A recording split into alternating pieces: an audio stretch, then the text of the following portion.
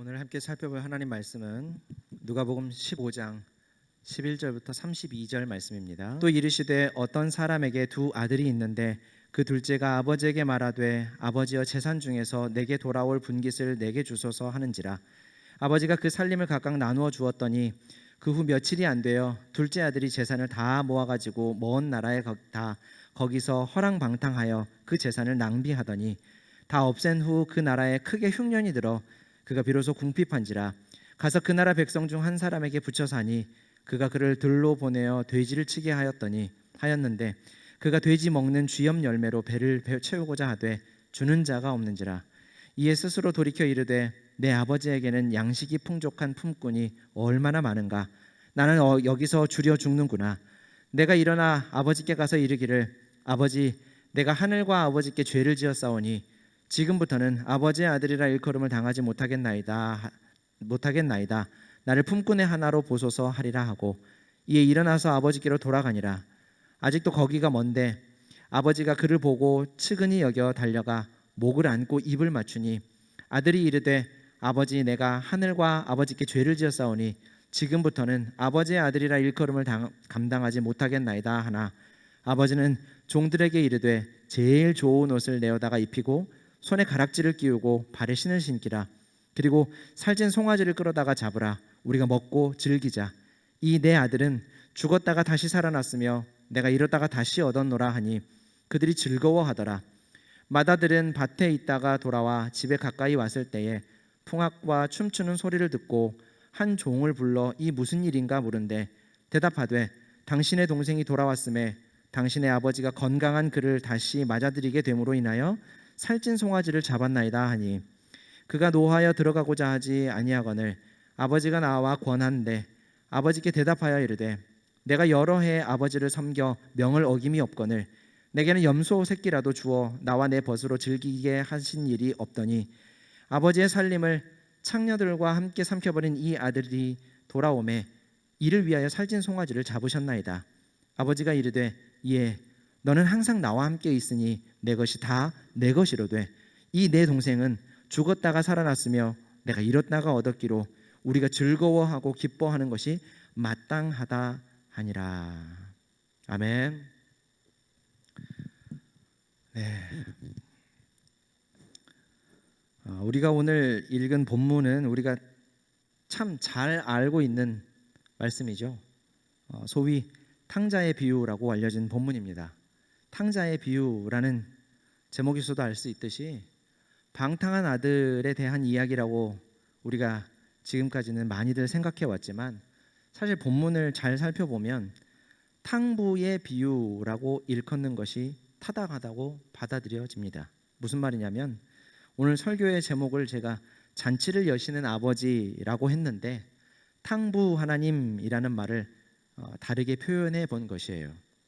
탕부 하나님이라는 말은 제가 정한 것은 아니고 미국의 유명한 리디머 장로교회에서 목회하셨던 팀 켈러 목사님이 이 본문을 탕부 하나님이라는 제목으로 설교를 하셨던 것을 제가 모티브로 해서 그렇게 한번 정해봤습니다. 자, 그렇다면 왜 탕자의 비유가 아니라 탕부의 비유인가? 탕부 하나님인가? 오늘 본문을 한번 살펴보도록 하겠습니다. 시작하면서 한 가지 우리가 기억해야 될 사항이 있는데 오늘 본문은 이 앞에 우리가 읽었던 잃은 양 비유, 잃은 드라크마의 비유에 이어서 잃은 아들의 비유를 예수님께서 세리와 죄인들과 함께 계시면서 바리새인들과 서기관들을 향해서 하고 계신 말씀이라는 사실이에요. 즉, 이 말씀은 예수님께서 바리새인들과 서기관들에게 하시는 말씀이고 잃은 양, 잃은 드라크마의 비유와 무관하지 않고 세 가지 비유의 결론부에 해당하는 말씀입니다. 이것을 명심하시고 오늘 본문을 한번 살펴보도록 합시다. 한 아버지가 있습니다. 그에게는 두 아들이 있었어요. 그 중에 둘째가 어느 날 아버지를 찾아와서 말했습니다. 아버지의 재산 중에서 저에게 물려주실 몫을 미리 좀 주시면 안 되겠습니까? 여러분 가만히 한번 생각해 보세요. 우리 청년들은 보통 다 부모의 입장이라기보다는 자식의 입장이니까, 자녀들의 입장이니까 여러분들이 둘째 아들의 요청에 대해서 어떤 생각이 드는지 한번 생각을 해보세요. 아버지, 아버지의 재산 중에서 저에게 물려주실 몫을 좀 미리 좀 주시면 안 되겠습니까? 그 말에 대해서 여러분들 어떻게 생각을 하시는가요? 그럴듯한 사업 아이템이 있나? 뭐 어차피 나중 되면 다 아들에게 물려줘야 될 게 뻔한데 조금 미리 준다고 생각해서 그냥 주면 되는 것 아닐까? 나쁘지 않지 않나? 아들이 사업을 잘 해가지고 몇 배로 뻥튀기 해줄 수도 있는 건 아닐까라고 생각하시나요? 아니면 이런 고얀 놈 보게 아버지가 두 눈을 저렇게 시퍼렇게 뜨고 있는데 어떻게 저런 말을 아버지한테 했을까라는 생각을 하십니까?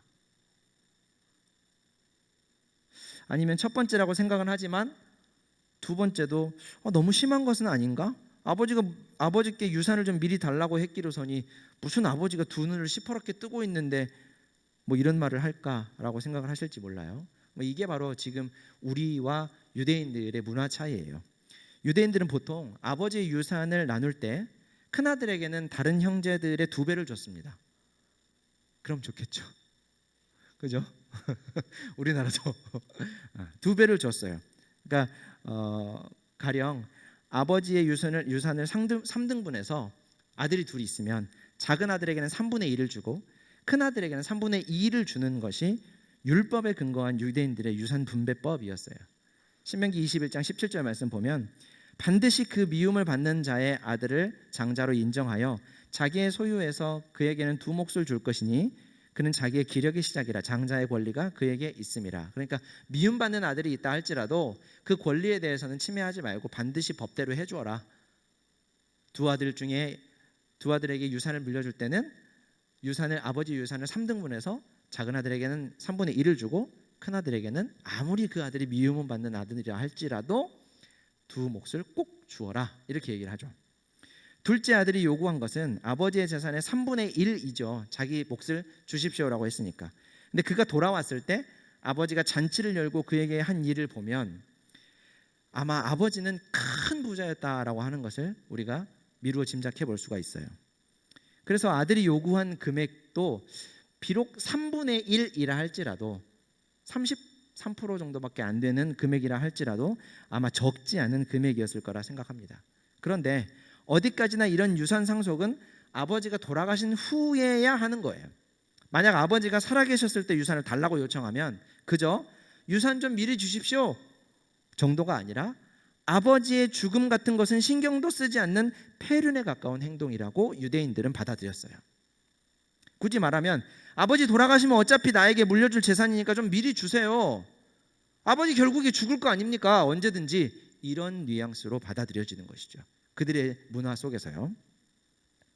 당시 유대 사회가 그랬어요. 그리고 우리가 앞서 읽었던 신명기 21장 17절 이후에 바로 그 뒤에 18, 19, 21절을 보면 이런 폐륜 아들을 어떻게 처벌해야 되는지에 대해서 기록하고 있어요. 사람에게 완악하고 패역한 아들이 있어 그의 아버지의 말이나 어머니의 말을 순종하지 아니하고 부모가 징계하여도 순종하지 아니하거든 그의 부모가 그를 끌고 성문에 이르러 그 성읍 장로들에게 나아가서 그 성읍 장로들에게 말하기를 우리의 이 자식은 완악하고 패역하여 우리 말을 듣지 아니하고 방탕하며 술에 잠긴 자라 하면 그 성읍의 모든 사람들이 그를 돌로 쳐 죽일 것이니 이같이 내가 너희 중에서 악을 제하라 그리하면 온 이스라엘이 듣고 두려워하리라. 어떻게 하라고 합니까? 돌로 쳐 죽이라 그러죠. 잠깐 언급하고 지나가는 거지만 방금 읽은 신명기 21장의 말씀은 가부장적인 가정의 문화를 지지하는 것도 아니고 엄격한 처벌을 지지하는 말씀도 아니에요. 우리가 잘 아는 대로 율법이라고 하는 것은 죄를 깨닫고 자신의 연약함을 알도록 해서 하나님을 의지하는 자리까지 나아오도록 그 죄인을 이끄는 역할을 하는 것이 바로 율법의 역할이죠. 그래서 유대인들은 아버지에게 불순종하고 폐륜적인 일을 했을 때 사실 합법적으로 돌로 쳐 죽일 수 있는 법령을 가지고 있었어요. 하지만 실제로 그렇게 했다면 폐륜적인 일을 하는 경우는 사실 그렇게 흔치는 않지만 부모님의 말에 불순종을 하는 일은 비일비재하지 않습니까?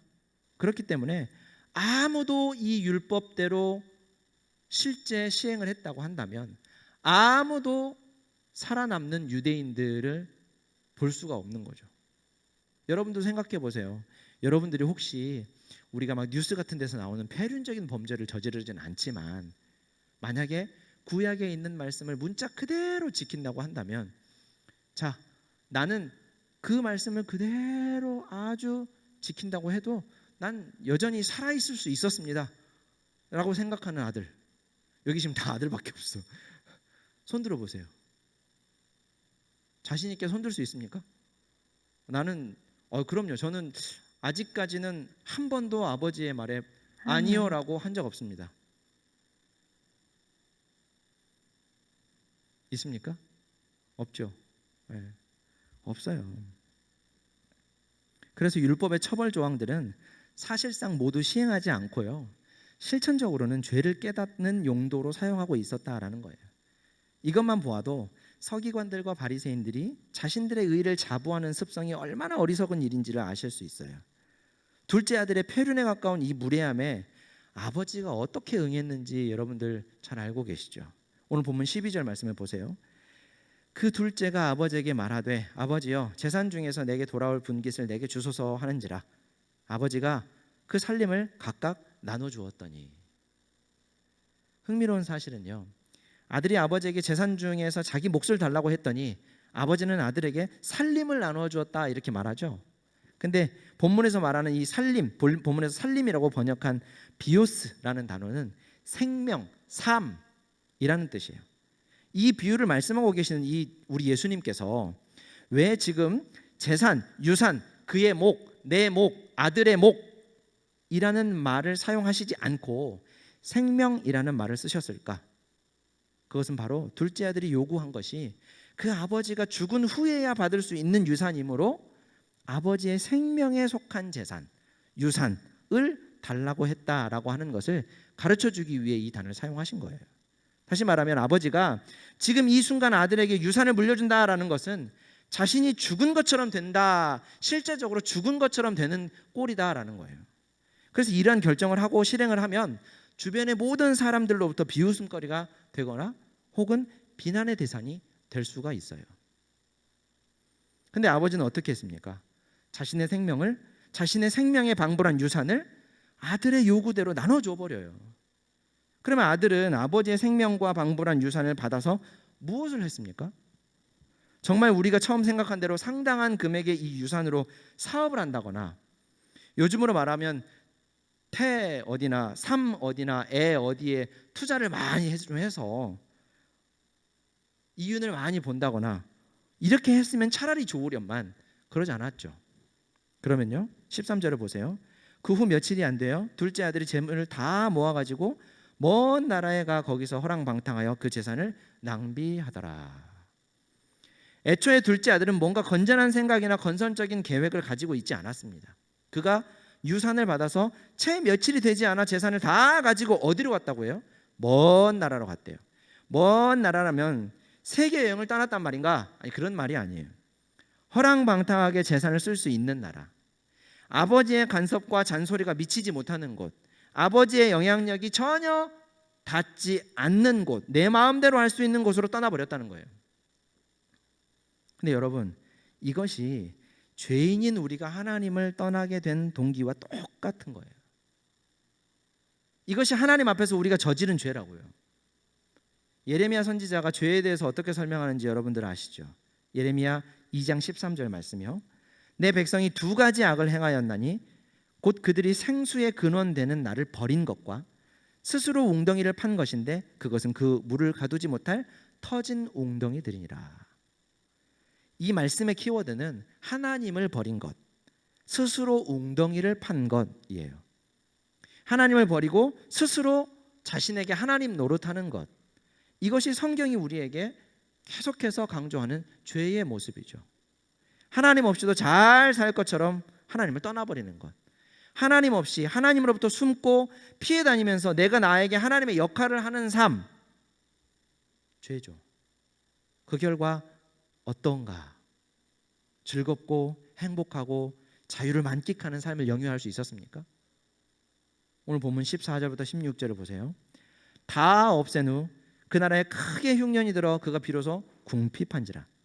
가서 그 나라 백성 중 한 사람에게 붙여서 하니 그가 그를 들로 보내어 돼지를 치게 하였는데 그가 돼지 먹는 쥐염 열매로 배를 채우고자 하되 주는 자가 없는지라. 일단 아버지 곁에 있던 둘째 아들은 원래 풍족하게 살았었죠. 그리고 그가 아버지를 떠날 때는 상당한 재산을 받아서 떠났어요. 그런데 그가 어떻게 됐다 그래요? 궁핍해졌다 그러죠. 생수의 근원이신 하나님 아버지 곁에 있던 이들은 풍족해요. 끝도 없이 솟아나는 생수를 하나님으로부터 공급받아 마실 수 있다는 거죠. 그런데 그가 생수의 근원을 떠났을 때, 그리고 스스로 웅덩이를 파서 자신에게 생수를 공급하지만 밑빠진 독이어서 아무리 채워도 그 독을 채울 수 없게 된다는 거예요. 궁핍해진 것이죠. 그 궁핍한 상황에서 빠져나올 수가 없는 거예요, 스스로. 그런 그의 상황이 얼마나 처절했는지 15절 16절이 그를 보여주는 거예요. 가서 그 나라 백성 중 한 사람에게 붙여 사니 그가 그를 들로 보내어 돼지를 치게 하였는데 그가 돼지 먹는 쥐염 열매로 배를 채우고자 하되 주는 자가 없는지라. 돼지는 여러분 율법에 의거해서 부정한 동물로 취급이 됐기 때문에 유대인들은 돼지를 먹지도 않고 심지어 기르지도 않았어요. 대신 다른 나라 종들을 시켜서 종을 사와서 장사를 위해 키우기는 했습니다. 유대인들은 절대로 돼지를 접촉하지 않아요. 부정해지니까. 그런데 이 아들은 돼지를 치는 일을 했대요. 그의 처지가 어디까지 처참해졌는지 알 수 있는 대목이죠. 그러니까 유대인의 뭐랄까요, 정체성까지 다 내던져 버려야 할 만한 그런 상황에 지금 처하게 된 거죠. 심지어 그는 종으로 살면서 먹을 것조차 얻지 못해서 돼지 밥을 먹으려고 했는데 그것조차 허락도 안 됐다 그래요. 돼지를 키우는 일도 하지 않는 유대인이 오죽 먹을 게 없었으면 돼지 밥을 먹으려고 했을까요? 그렇죠? 우리가 이쯤에서 잠깐 이야기를 멈추고 한 가지를 상기해 봅시다. 자, 지금 이 비유는 누가 누구에게 들려주는 것이라고 그랬어요? 예수님께서 서기관과 바리새인들에게 하는 말씀이라고 그랬죠. 그러면 이 비유의 말씀을 듣던 서기관과 바리새인들은 이 이야기를 지금 쭉 예수님의 말씀의 흐름에 따라서 듣고 왔을 때 어떤 생각을 지금 하고 있었을까? 아마 화가 머리 끝까지 치밀어 올랐다가 속이 후련해졌다가 머리 끝까지 또 치밀어 올랐다가 속이 후련해졌다가 이걸 지금 막 반복하고 있을 거예요. 왜냐하면 아버지에게 유산을 달라고 하는 이 페류나를 생각하면서 저걸 가만둬? 돌로 쳐 죽여야지 저거 라는 생각을 한단 말이에요. 그렇게 분노했다가 아들의 요청을 그대로 수용한 아버지를 보면서 아이고 저 아버지도 돌로 쳐 죽여야 되겠구만. 저거 율법에 뭐라고 돼 있는지 모르나? 아니 아무리 부자지간이라고 해도 사랑도 좋지만 율법을 어기면서 그렇게 해야 되겠나? 라는 생각을 분명히 했을 거예요. 왜요? 서기관과 바리새인들은 자기들이 말씀을 목숨처럼 여긴다고 생각하는 사람들이었거든요. 그리고 아들이 드디어 재산을 탕진하고 궁핍해졌다는 말을 딱 듣자 어떻게 했을까요? 거봐라 거. 어디서 아버지에게 유산을 달라고 해가지고 창녀들과 함께 유흥이나 즐겨? 하나님께서 널 가만두시겠냐? 역시 하나님이 살아계셔서 저런 놈은 심판하시는 것이 마땅하지.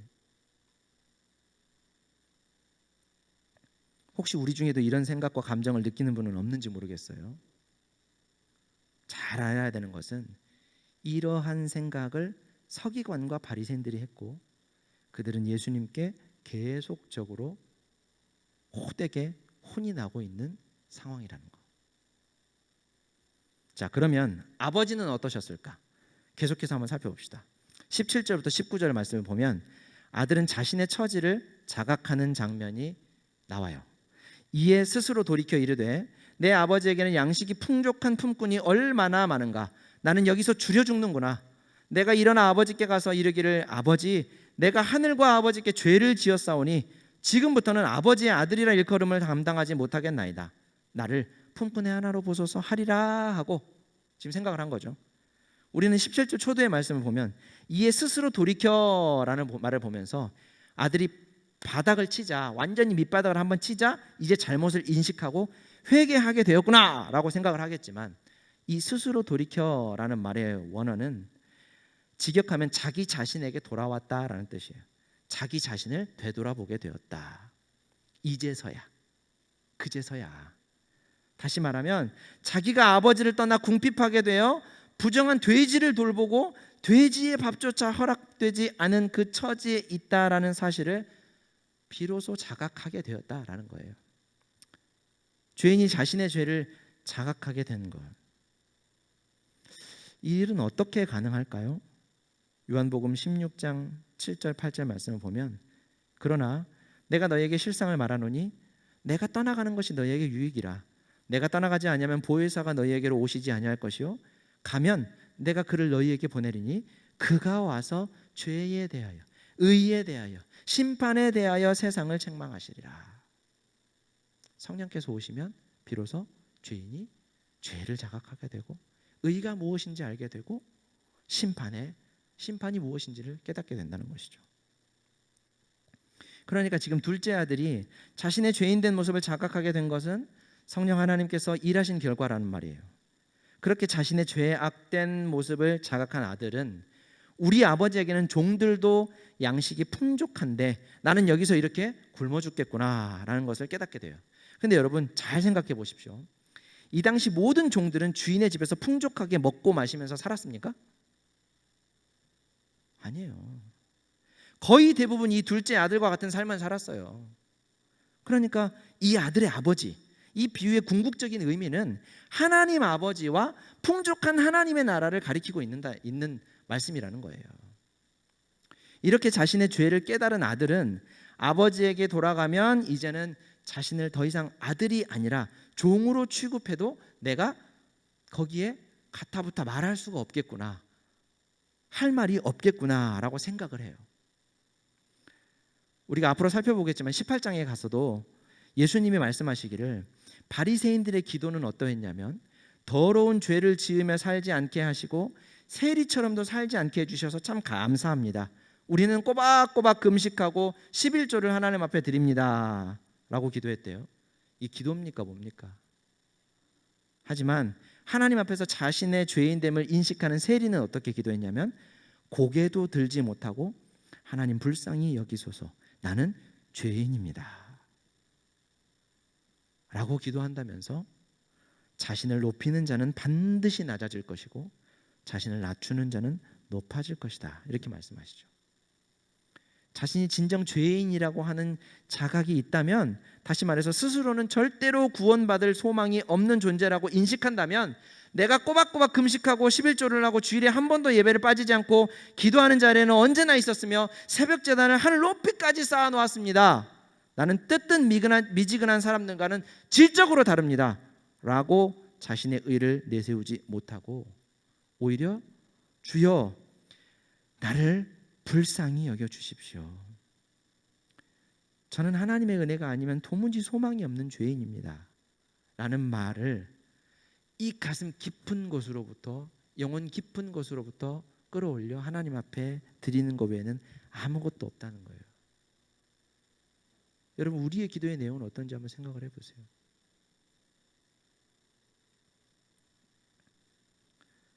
드디어 아들은 아버지에게 발길을 돌립니다. 근데 재밌는 것은 20절 자세히 보면 아들은 아버지에게 완벽하게 돌아간 게 아니에요. 아니 돌아가지 못했어요. 자기가 얼마나 나쁜 죄인이라는 것을 알았기 때문에 아버지 집에 당당하게 들어가지 못하고 그 앞에 어슬렁거리고 있었던 거예요. 일어나서 아버지께로 돌아가니라. 아직도 거리가 먼데 못 가고 있는 거죠. 그런데 아버지가 그를 보고 측은히 여겨 달려가 목을 안고 입을 맞추었다 이렇게 얘기해요. 예수님의 이 비유를 읽고 있으면 회개가 무엇인지 우리는 정확하게 알 수가 있어요.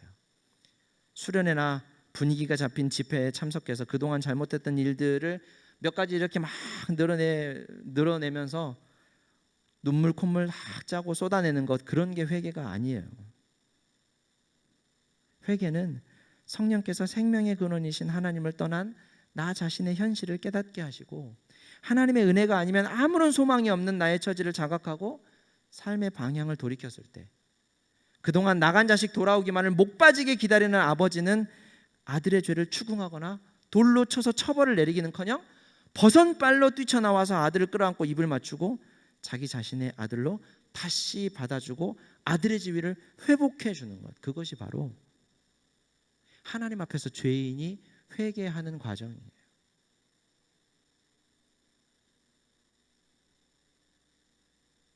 21절 22절 말씀을 보면 아들이 이르되 아버지 내가 하늘과 아버지께 죄를 지었사오니 지금부터는 아버지의 아들이라 일컬음을 감당하지 못하겠나이다 하나 아버지는 종들에게 이르되 제일 좋은 옷을 내어다가 입히고 손에 가락지를 끼우고 발에 신을 신겨라.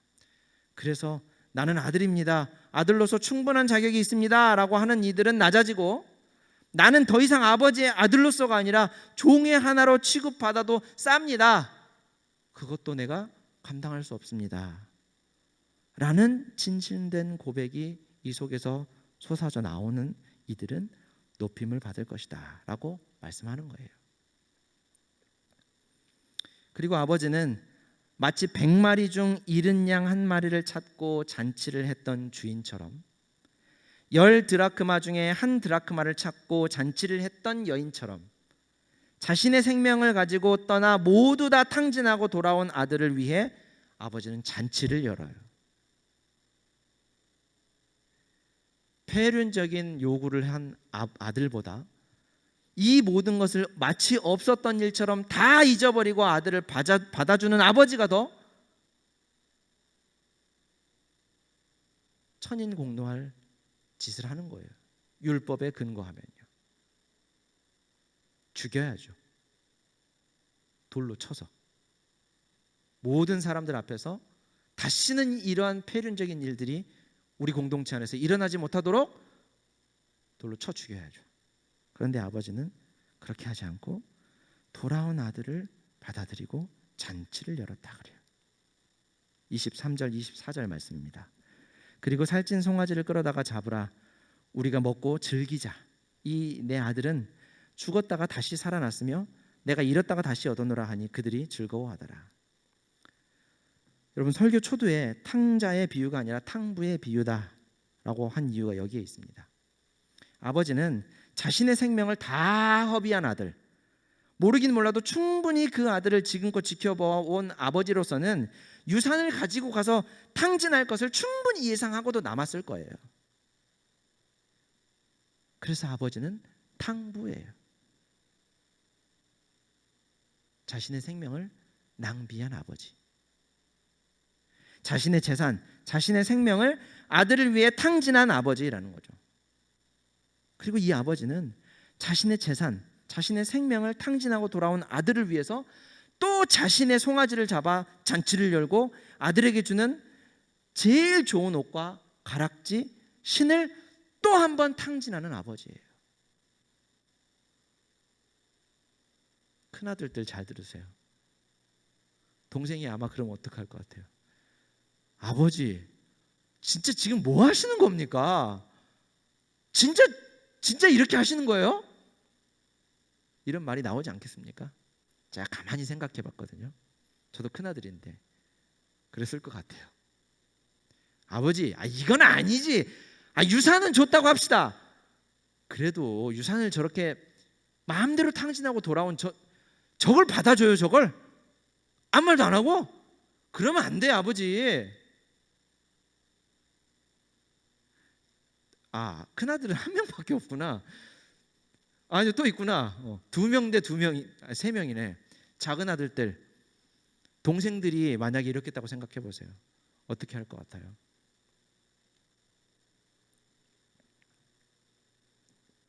근데 여러분, 이 아버지가 우리 하나님 아버지예요. 이 둘째 아들은 하나님 앞에서 자신이 죄인이라고 깨달은 우리라고요. 우리. 아버지께 돌아갔을 때 이전의 아들로 다시 받아들여지지 않는다고 할지라도 아버지의 처분에 모든 것을 다 맡기고 종으로만 살아도 감지덕지다라고 여기는 아들, 바로 우리라는 거예요. 사랑하는 여러분, 지금 우리의 삶이 어떤가 한번 생각해 보세요. 요즘 우리의 의식은 어떤지 한번 생각해 보세요. 우리가 지금 누가복음에서 계속해서 14장, 15장을 거치면서 쭉 잔치의 비유라든지 이런 이야기들을 쭉 읽어오면서 우리의 일상이 주의 잔치에 초청되어 들어가는 것보다 소중하게 여기고 있진 않은지, 나를 즐겁게 하는 일이 주인을 기쁘시게 하는 일보다 중요하게 여겨지고 있진 않은지 우리 삶을 한번 돌이켜보자고요. 성령께서 둘째 아들에게 역사하신 것처럼 우리 안에서도 이렇게 역사하시기를 바라요. 그래서 하나님의 은혜만을 구하는 자리까지 쭉 낮아지기를 원합니다. 아이러니하지만 이러한 일들이 일어났을 때 하나님은 기뻐하시고 하나님의 나라에 있는 모든 이들이 우리를 보며 기뻐하고 잔치하는 거예요. 우리가 하나님의 영광을 위해서 대단한 업적을 지어갖고 하나님께 영광의 박수를 돌려드립시다 라고 하는 게 아니라, 나는 하나님 앞에서 아무런 소망이 없는 존재입니다, 아들로 받아들여지기에는 참으로 부족한 존재입니다, 부끄러운 존재입니다, 그렇게 하지 않아도 내가 당신의 집에서 종으로만 살아도 내게는 그보다 더 큰 기쁨이 없습니다 라고 고백할 수밖에 없는 상황이 되었을 때 하나님의 나라에서는 풍악을 울리는 잔치가 벌어진다는 거예요.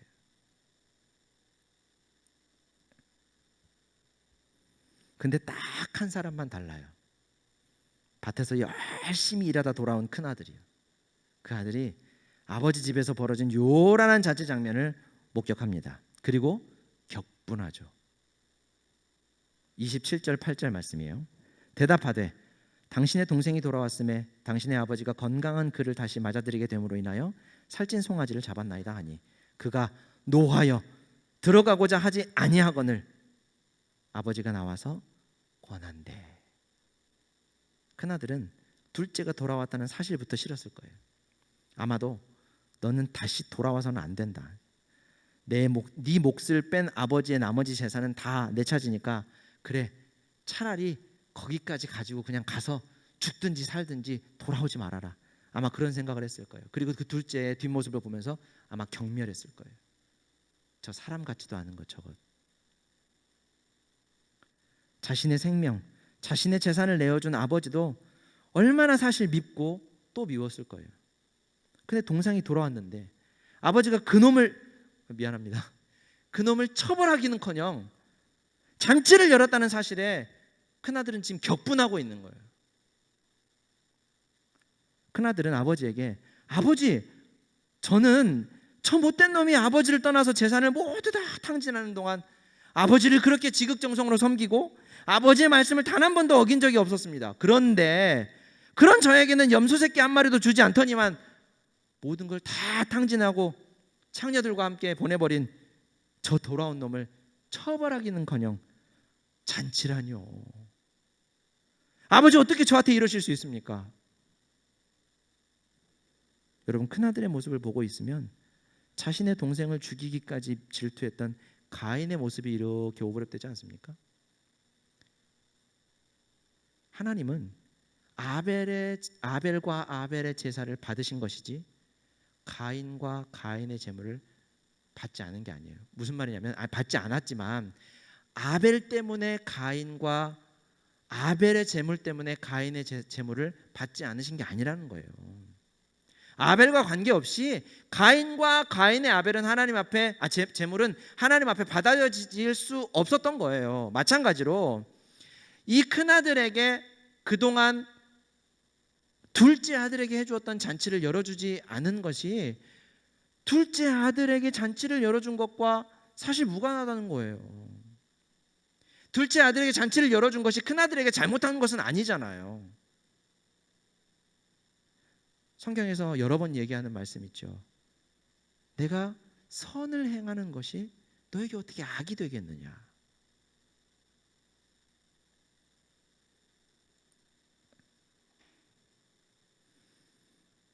아버지는 이렇게 분노에 찬 아들에게 말합니다. 31절 32절이요. 아버지가 이르되 얘야 너는 항상 나와 있으니 내 것이 다 너의 것이로되 너의 동생은 죽었다가 살아났으며 내가 잃었다가 얻었기로 우리가 즐거워하고 기뻐하는 것이 마땅하지 않겠느냐. 결국 예수님께서 이 비유를 통해서 하시고 싶었던 말씀이 이거예요.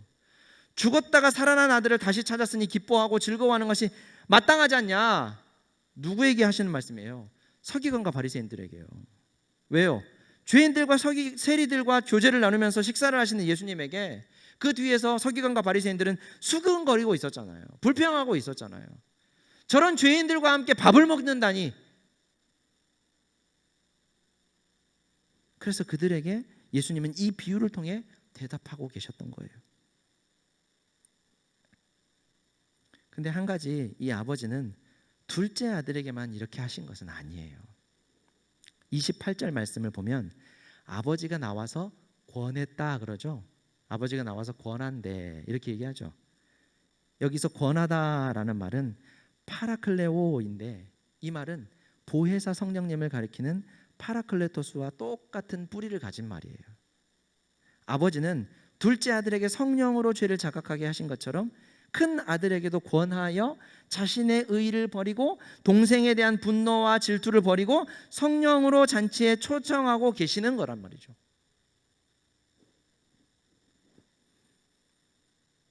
사랑하는 여러분, 우리가 하나님의 자녀가 되는 길, 회개하고 돌이키는 길은 바로 이런 과정을 거치는 거예요. 생명의 근원이신 하나님 아버지를 떠나서 채울 수 없는 우리의 욕심의 웅덩이를 채우려고 발버둥치는 우리의 그 처지, 그 안타까운 처지, 소망 없는 그 처지를 자각하고 성령의 인도하심에 따라 돌아올 때 다시 하나님 아버지의 은혜로 받아들여지고 나의 모든 삶의 결정권과 의지와 내 삶의 모든 목표점을 하나님께 다 맡겨드리고 하나님 나라의 잔치에 참여하게 되는 거예요. 우리 하나님 아버지께서는 이 모든 과정의 수고와 그 수고를 위해서 하는 모든 낭비, 고통과 가슴앓이를 다 감수하고도 우리를 얻은 기쁨으로 인해 큰 잔치를 여시고 배설하시는 탕부이십니다. 부디 우리의 옳음을 포기하고 하나님께 우리의 모든 삶을 온전히 내어 맡기고 우리를 사랑하시는 탕부의 잔치에 호련히 참여하여 끝나지 않는 기쁨을 누리는 우리 모두가 되기를 주님의 이름으로 축원합니다. 기도하겠습니다. 사랑과 은혜가 풍성하신 하나님 아버지, 오늘도 우리를 부르시고 우리의 마음과 생각을 그리스도의 십자가 앞에 다시 한번 겸손하게 낮추시니 참으로 감사합니다. 우리는 하나님 앞에 참으로 소망이 없는 사람들입니다. 그저 주여 우리를 구원하여 주옵소서. 우리가 이제는 더 이상 하나님의 자녀라고 불릴 만한 자격이 없사오니 하나님, 당신의 나라의 종으로라도 우리를 받아주시고 그곳에서 우리가 주의 보좌로부터 흘러나오는 그 생수, 그 은혜만을 사모하며 살아가는 하나님의 사람들로, 주의 종으로, 주의 백성으로 살아갈 수 있도록 우리를 받아주옵소서라고 주님 앞에 무릎 꿇는 우리 모두가 되게 하여 주시고, 성령께서 우리의 높아진 마음들과 생각들, 하나님의 뜻으로부터 멀어져 있는 우리의 삶의 태도들 다 모두 돌이키게 하시고 주님 앞에 엎드려 주님만을 의지하는 겸손한 하나님의 백성으로 오늘 하루의 우리의 삶을 또한 살아가게 하여 주옵소서. 감사하는 마음으로 하나님 앞에 예물을 드리는 손길 위에도 우리 하나님께서 믿음의 복을 더하여 주시고, 우리가 매일매일의 삶을 살아가면서 하나님께서 우리에게 맡겨주신 재물이나 젊음이나 시간이나 재능이나 또 모든 것들을 오직 우리 하나님의 영광을 위하여 사용하며 우리 하나님의 은혜와 사랑이 필요한 모든 사람들에게 나누어 주는 일에 우리의 모든 것을 아낌없이 사용하는 하나님의 백성들이 다 되게 하여 주옵소서. 하나님, 날씨가 이제 차츰 더워지면서 행여 우리 사랑하는 청년 지체들, 동산의 교우들 건강을 잃지는 않을는지 걱정이 됩니다. 하나님, 코로나가 아직도 여전히 기승을 부리고 있고 나아질 기미가 보이지는 않지만 백신 접종이 이루어지고 있고 또 기대하는 마음들이 생기고 있습니다. 하나님, 지혜롭게 이 시기를 잘 이겨내고 우리가 견뎌내서 다시 함께 모여 주를 찬양하며 주를 예배하고 찬송하고 기도하며 성도의 교제를 나눌 수 있는 날을 속히 우리 가운데 허락하여 주옵소서. 그때 우리가 함께 주를 높이며 주의 잔치에 함께 또 참여할 수 있게 하여 주옵소서. 주 예수 그리스도의 은혜와 하나님 아버지의 크신 사랑과 성령 하나님의 감동 감화하심이 우리를 위해 그 무엇도 아낌없이 모두 다 내어주시는 탕부 하나님의 기쁨과 만족이 가득한 잔치에 믿음으로 겸손한 마음으로 참여하여 주와 함께 더불어 기쁨을 맛보기를 소원하는 동산교회 청년지체 위에 삼부 예배에 참여한 동산의 모든 교우들 위해 지금부터 영원토록 함께 있을지어다. 아멘.